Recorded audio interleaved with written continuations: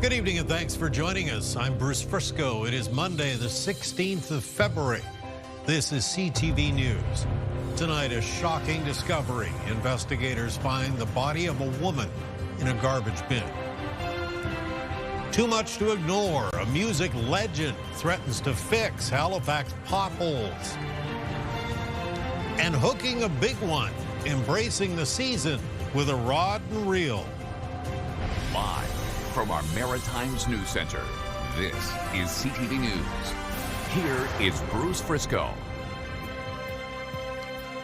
Good evening. We begin tonight with an ongoing investigation in the Moncton area after a disturbing discovery yesterday. The body of a woman was located inside a garbage bin. Neighbors are shocked. CTV's Derek Haggett has more. A horrible discovery at the very end of a Moncton street has left this neighborhood shaken. So when things like this happens, it rattles a whole community. The body of a woman was found inside a garbage bin at the end of High Street early yesterday afternoon. Police are treating the sudden death as suspicious. Graham Hill's roommate noticed the garbage bin right outside his door and thought it seemed odd. He was disturbed because he went to see what it was, and when he looked in, he saw an arm.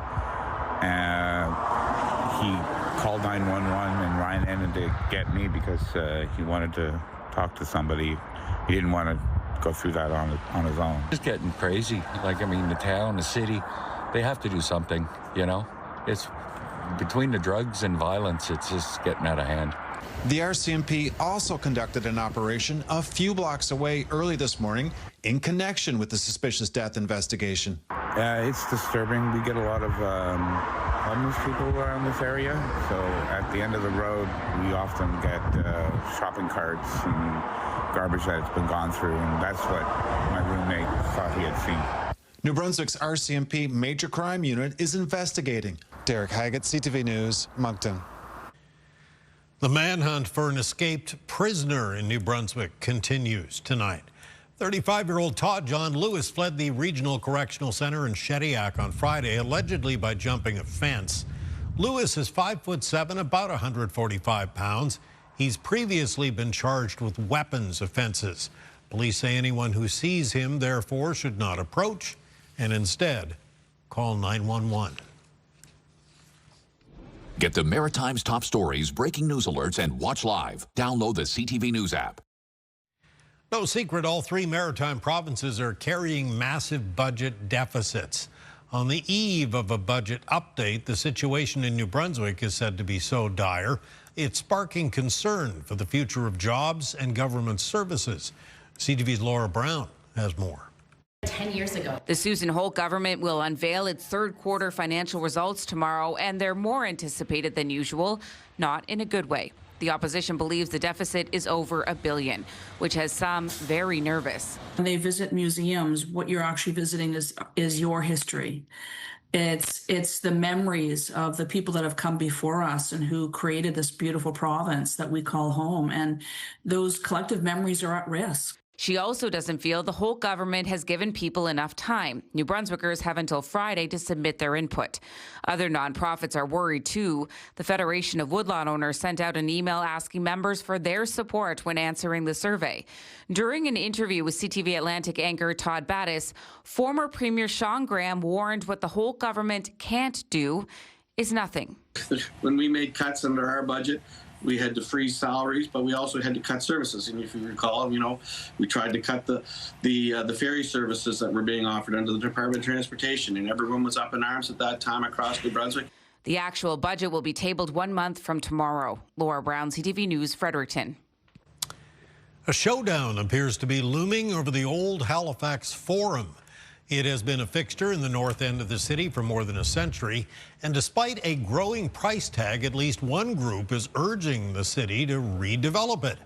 Still, the mayor has said a more affordable plan is what's needed during these tough times.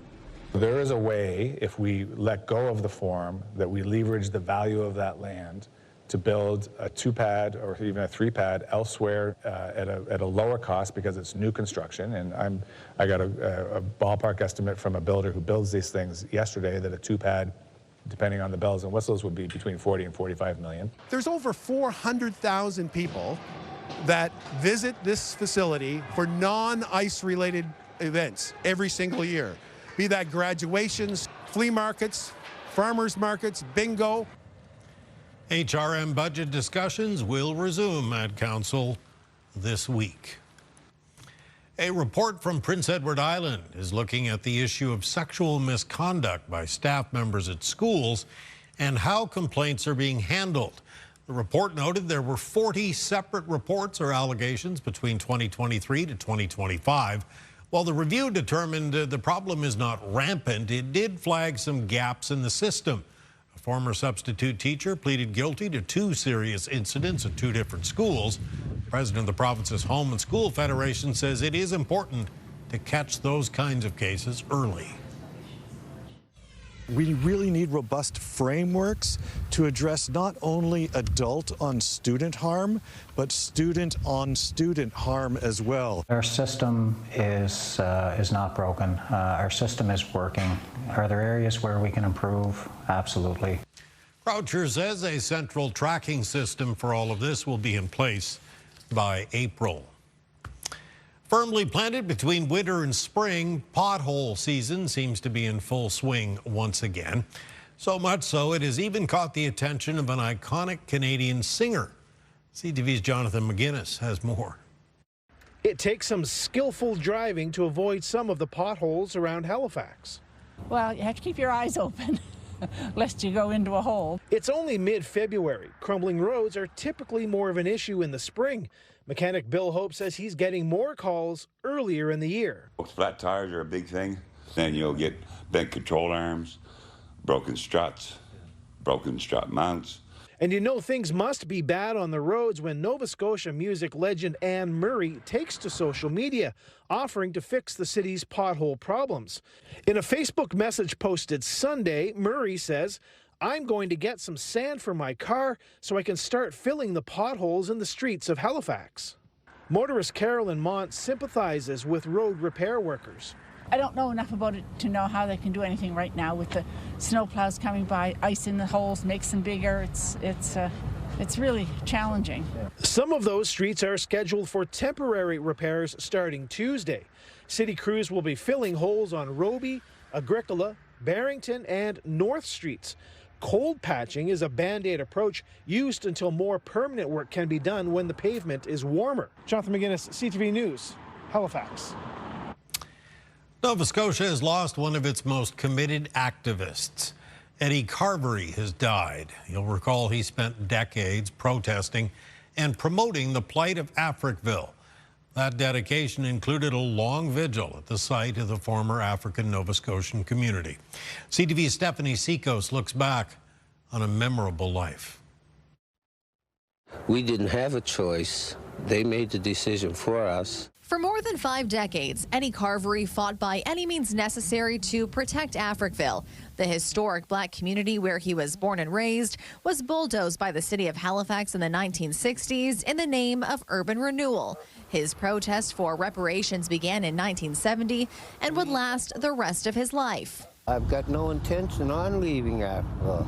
I'm fighting an injustice that occurred in Africville to my people. Carvery passed away over the weekend at the age of 79. His fight is not being forgotten. A good part of his legacy is how we live on with that and how we carry it forward. And we carry his memory forward as a reminder of the past of Africville, but also the adversity of the community and the perseverance. At times, Carvery lived in a tent at Seaview Park, now called Africville Park, refusing to leave. In recent decades, it was a trailer on the property that became a symbol of his fight. Where the replica church is today, that was his protest site. Journalist John Tatry met Carvery at the Africville reunion in 2008. He was driven out of this park so many times by the city, by other organizations, by racist people, firebombed, shot, everything, and he would never, ever back down. He never quit. He believed in Africville more than he believed in himself. Tatry would go on to write Carvery's biography. We became great friends. He came to my wedding. And I would see him, throughout the years. I would stop by all the time to check in on him. We did a lot of school visits, too, especially in the first few years, and those were always amazing. In the decades since Africville was destroyed, the city has offered an apology, and the area has become a National Historic Site and has been recognized by UNESCO. The big question today is that, without his contributions, you might ask the question, would we be this knowledgeable about the story of Africville, some years later? While Carvery did not see the justice he had hoped in his lifetime, his words will carry on. It ain't about me. It ain't got nothing to do with me. It's about my culture. Stephanie Seco, CTV News, Halifax. Truly remarkable life. French officials meeting today in Paris with a U.S.-based group that wants to move France's last 2 captive whales to a proposed coastal refuge in Nova Scotia. No decisions were made because French officials are still considering the possibility of moving the orcas to a Spanish zoo in the Canary Islands. The American Whale Sanctuary wants to build a 40-hectare seaside pen on Nova Scotia's eastern shore. They did get provincial approval last year, but have yet to start construction, partly because they need to raise about $15 million to pay for it. French officials say a decision on the orcas would be made by the end of March, and their welfare and respect for local laws will help guide that process. And in case you missed it, a Maritimer has become Canada's first triple medalist at the Winter Games in Italy. Courtney Sereau of Moncton earned the title today after winning silver in the 1,000-meter short track speed skating race. She has 2 other medals, a bronze in the 500-meter and a silver in the mixed relay. Amazingly, Sereau could also pick up yet another medal in the 3,000-meter team race, which is scheduled for later this week. Still to come tonight, Kaylin's full forecast, and you'll meet some maritime entrepreneurs on a mission to highlight the beauty of black hair. Coming up next, though, a wave of brides. It's a culmination of almost, 40 years of work that I've been involved with. A new exhibit celebrates one of the most unprecedented immigrant waves to hit Canadian shores. That's next. Stay with us.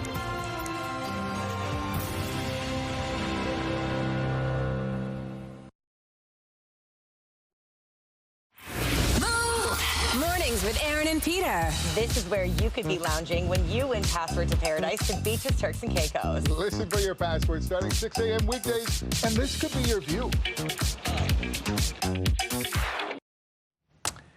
80 years ago this month, a group of intrepid and no doubt nervous young women set sail from Liverpool, England to Halifax.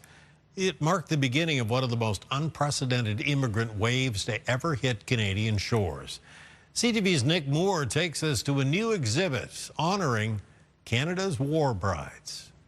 About 1,800 European war brides arrived in New Brunswick during the Second World War, most in 1946. But Doreen Lawrence arrived a bit earlier in August 1945. We went to Newfoundland first because we dropped off a regiment from Newfoundland and then came on to Halifax the next day. We stayed in Halifax overnight at a Red Cross hospital. Red Cross was very good to us. Everything was so well organized. Lawrence was a guest of honor this afternoon at the official opening of a new exhibit honoring war brides at the New Brunswick Military History Museum at 5th Canadian Division Support Base, Gagetown. As my brother says, I'm a proper Canadian now. It's a culmination of almost, 40 years of work that I've been involved with. Melinda Jarrett is a nationally renowned expert on Canadian war brides and is the exhibit's curator, which also celebrates the strong bond that war brides formed in the years after their arrival. Once those ladies got here to New Brunswick, they embarked on a new life. They started families, and their ultimate contribution to Canada, I think, is that they became good Canadian citizens. It's a story of passion, romance, love. Today I have 3 of my 2 daughters here, and I have 3 grandchildren. So I'm very proud to have them here with me. Recognizing a remarkable part of the Second World War. Nick Moore, CTV News, 5th Canadian Division Support Base, Gagetown. Thank you, Nick. Time for a quick little break, but when we return, it's your complete maritime weather forecast. Another work week upon us now. Fairly nice day today. Kaylin will tell us what to expect as the week rolls on when we come back.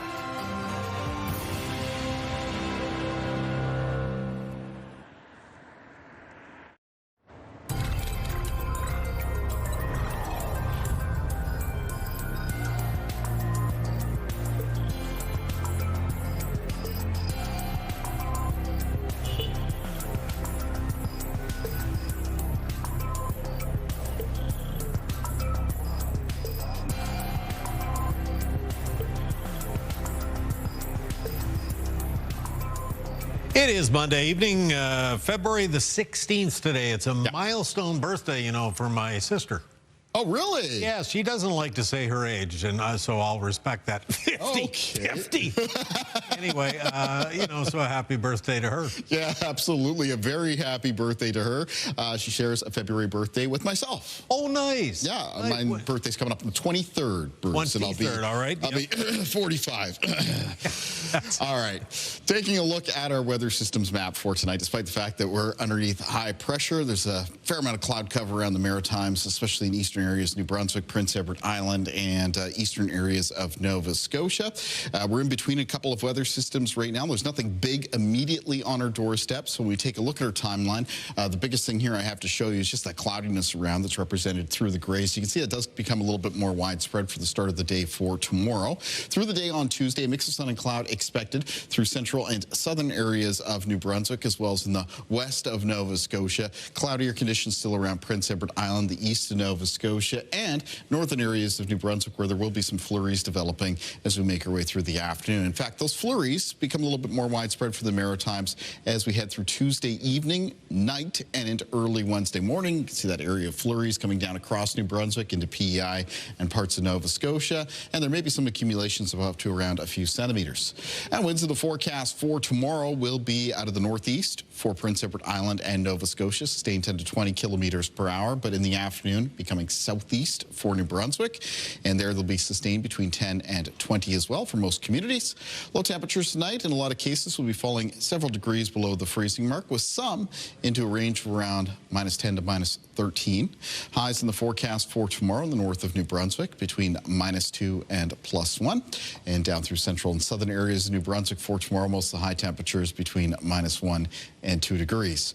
For Prince Edward Island for tomorrow, high temperatures between 0 and -2, -2 at Summerside and Charlottetown, -1 at Montague, and 0 at Surrey. In Cape Breton for tomorrow, it's near 0 for Sydney, +1 for Shetty Camp, 0 at Inverness and Port Hawkesbury, near -1 for the north shore of Nova Scotia, including New Glasgow and Antigonish. And on the eastern shore, most of the high temperatures between 0 and 2 degrees. 2 for the city centres, Halifax and Dartmouth for tomorrow, near 0 for Truro, -1 at Amherst in the Annapolis Valley. High temperatures tomorrow, around +1, +2 for most. And same thing goes for communities on the south shore of Nova Scotia. In the extended forecast, beginning first with New Brunswick, coming up on Wednesday, it's a fair weather mix of sun and cloud. Temperatures turning a little bit colder through the end of this week, especially for the nights and first thing in the morning, but a decent amount of sunshine right now for both Thursday and Friday. That's nice to see. Saturday, a mix of sun and cloud. We have the possibility of some snow, not just for New Brunswick, but the Maritimes in general. Sunday, Monday time frame, that all depends on how a low pressure system is going to be developing and moving up the eastern seaboard of the United States. It's the next sort of bigger one that I'm keeping my eyes on in the extended forecast. For Nova Scotia, some flurries expected on Wednesday. Chance of flurries on Thursday. Mix of sun and cloud, temperatures a little bit colder Friday and Saturday, and the possibility of snow Sunday into Monday. And for Prince Edward Island in the forecast coming up on Wednesday, flurries, the high temperature around +1. -1 on Thursday with isolated flurries. You think of that as around a 30 or 40% chance. Mix of sun and cloud, temperatures a little bit colder Friday and Saturday. Chance of flurries for the end of the weekend on Sunday, and then snow possible on Monday. Bruce. All right, thank you, my friend. We'll step aside for just a couple of minutes, but stay with us. We'll be right back.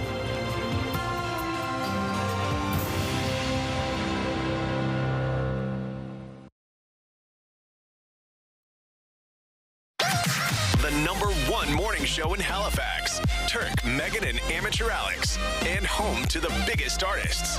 Halifax's #1 hit music station. 101.3 Virgin Radio. A couple of maritime entrepreneurs are on a mission to highlight the beauty of black hair. CTV's Brianne Foley takes us to a weekend workshop focused on helping women love their crown. Nadine Sparks says she grew up not knowing how to style her hair, and her goal is to make sure that doesn't happen to anyone else. Like a lot of the younger people that I get that come, young and old, I see that they've been, like from a young age, they've learned not to like their hair, and that's a problem for me. With the pressures to create an identity, especially for young Black Nova Scotians, confidence is key. Love making women, children, everybody feel beautiful. It's a passion of mine to, serve the community, make everybody feel and look good. I always say, good hair, good mood, good day. By combining their talents, Sparks and Downey Cromwell hope their message of beauty emboldens the next generation. There's not a lot of representation that, our hair is beautiful, our hair is, unique. So I just like to always build confidence in young girls so that they know that their hair is beautiful. I knew there was something bigger, and I want to bring something to the table for my family and my people with hair like mine. So that was a big part of why I'm doing what I'm doing. I love my job because it's just making people feel good. The two are combining their expertise in a March break camp called Love Your Crown to teach young people all about their hair. Brianne Foley, CTV News, Dartmouth. Thank you, Brianne. Well, time for one final break tonight. Coming up, a fun day of ice fishing in New Brunswick. First, though, it's your wake-up weather. Here's a live look at the Armdale Rotary in Halifax on this Monday evening. -2 right now in HRM. Kalen's wake-up weather is coming up next.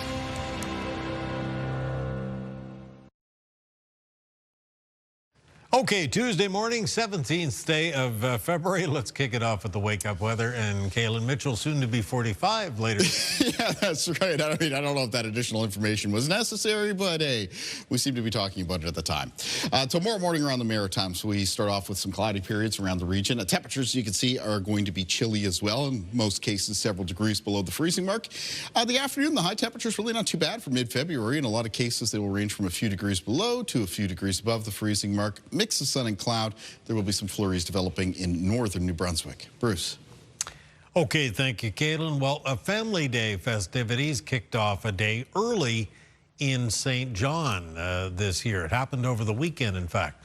CTV's Avery McRae takes us to the frozen waters at Dominion Park to reel in the details of this story. Have you caught any fish yet? No, but I plan on catching a whole bunch to trade them in for some fried ones. On Sunday, there was no shortage of anglers making the walk onto the frozen waters for the Dominion Park Family Day ice fishing event. We are small here. We don't have a huge footprint, but we do have a bunch of friendly people, and we do our best to make sure everybody has a good time. It's the 6th time the Dominion Park Ice Fishing Association has hosted the holiday event, which features fresh food and beverages, prize draws, and of course, fish, with smelt being the main thing being pulled up through the ice. It's been a great year this year. It's a great day seeing all the kids and stuff out here. That's the main thing. I've been here before, but I haven't been here ice fishing. The young anglers, many of whom were dropping a line for the first time, also got the chance to learn more about the practice with an educational aquarium talk. They absolutely can hardly wait to get here, and we have 17 here right now, so we're doing really well. Everybody's excited, and they haven't caught a fish yet. Over the Family Day weekend, the province allows people to fish without a license. These grounds lie on tidal waters, meaning anglers never require the permit here, and Hart invites anyone to come out and take advantage. I get to have some awesome food. I get to ice fish. It's just so much fun. Avery McRae, CTV News, St. John. And we hope you had a happy Heritage or Family or Islander Day, depending on where you're watching us from. That's your late news tonight. If you joined us late, you want another look at anything you've seen, ctvnewsatlantic.ca is your home for news. I'm Bruce Frisco. Thanks for staying up late with us. Have a good evening, and we do hope to see you again tomorrow for Tuesday.